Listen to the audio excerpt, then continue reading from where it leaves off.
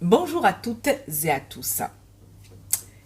En 2019, Thierry Breton voulait choisir un administrateur salarié. La CFDT a dit non.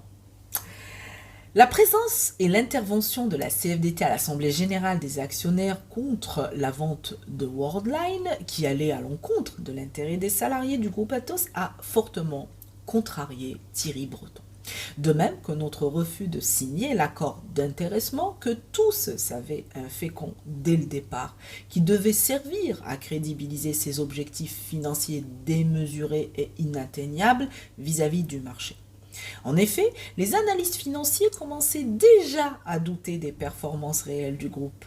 À l'époque, les banques suisses avaient émis des réserves sur les comptes et les résultats n'étaient pas au rendez-vous, entraînant la baisse du cours de l'action et la grogne des actionnaires. À la même période, Thierry Breton a décidé d'imposer à la CFDT, première organisation syndicale en France, la désignation d'un administrateur salarié à sa solde. Essuyant encore un refus, et dans l'unique objectif de nous nuire, il a instrumentalisé le fameux code éthique en représailles contre la CFDT. Tout ceci a été orchestré par la DRH Group en complicité avec l'impétrant et conduit et d'autres personnes à qui la CFDT ne souhaitait plus confier de mandat. En pleine période électorale, le DRH a fait rédiger sur la base de témoignages des seuls détracteurs un rapport biaisé totalement à charge sans aucun contradictoire. Il a ensuite prononcé une sanction à l'encontre de plusieurs de nos militants.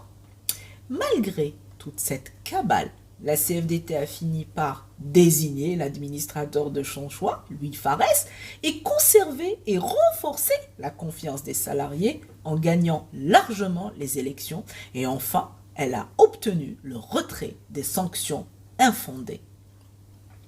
Plusieurs déclarations des syndicats et des élus des instances ont dénoncé ces agissements à l'époque. Vous pouvez lire tout cela dans les liens ci-dessous. En 2020, une autre consultation des instances représentatives du personnel sur la révision de ce fameux code éthique a eu lieu. Les élus des instances ont à l'unanimité émis un avis négatif. Ils ont signalé les graves dérives relatives au code éthique et son application particulière en 2019. Tout cela est décrit dans les rapports d'experts et les courriers transmis aux inspections du travail que vous pouvez lire via les liens ci-dessous.